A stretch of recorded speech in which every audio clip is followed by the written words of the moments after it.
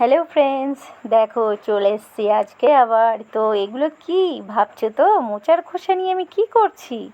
তো এই মোচা কেটেছিলাম আজকে, আর এই খোসাগুলো দেখো বেশি আছে। তো খোসাগুলো কি করবো, ফেলে দেবো? একদমই না। এই খোসাগুলো দিয়ে আমি একটা রেসিপি বানিয়ে তোমাদেরকে দেখাবো। তো প্রথমে আমি মোচার খোসাগুলোকে কেটে নিচ্ছি।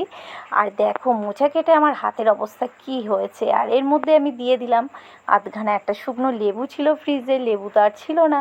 তো যেটুকুনি ছিল এর রসটা আমি পুরো মোচার খোসার গায়ে মাখিয়ে নিলাম ভালো করে। নিয়ে আমি এবার এটাকে কি করব, সেদ্ধ করে নেবো আলাদা করে। আর মোচা কেটে রেখেছি আমি, ওটা চপ বানাবো। তো ওটা আমি তোমাদের সঙ্গে শেয়ার করছি না। তো দেখো এখানে বাটিতে জল নিয়ে নিয়েছি, জলের মধ্যে একটু হলুদ দিয়ে দিলাম, দিয়ে এবার মোচার খোসাগুলোকে আমি এর মধ্যে দিয়ে সেদ্ধ করে নেব। তো ফ্রেন্ডস দেখো রেসিপিটা কিভাবে বানাই। তো প্রথমে আমি এখানে নিয়েছি বেসন আর নিয়েছি চালের গুঁড়ো। আর এখানে দেখো মোচাটা সেদ্ধ আমার হয়ে গিয়েছে। এবার আমি বেসন আর চালের গুঁড়োর মধ্যে একে একে দিয়ে দেব কালো জিরে, দেব জিরের গুঁড়ো, ধনে গুঁড়ো, হলুদ গুঁড়ো, লঙ্কা গুঁড়ো, আর দিয়ে দেব চিনি, লবণ, আর দিয়ে দেব চাট মশলা। দিয়ে আমি মশলাটাকে ভালো করে একটা চামচের সাহায্যে নাড়াচাড়া করব। তো দেখো এখানে আমার সব কিছু দেওয়া হয়ে গিয়েছে। দিয়ে এবার আমি কি করব, যে সেদ্ধ করে রেখেছিলাম যে মোচাটা, মোচা মানে মোচার খোসাটা, সেটা আমি ছেঁকে নিয়েছি জলটা, কিন্তু মোচাটা মানে খোসাটা যেন একটু ভিজে ভিজে থাকে।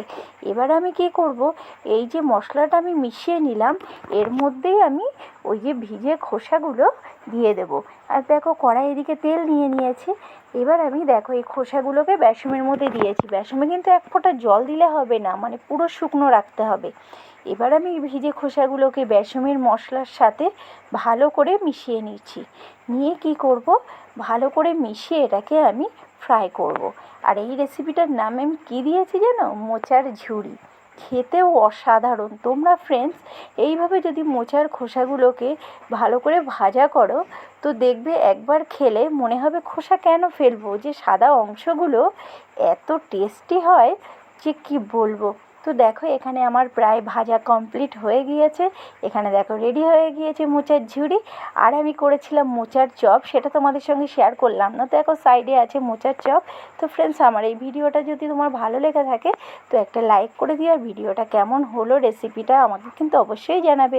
সবাই খুব ভালো থেকো।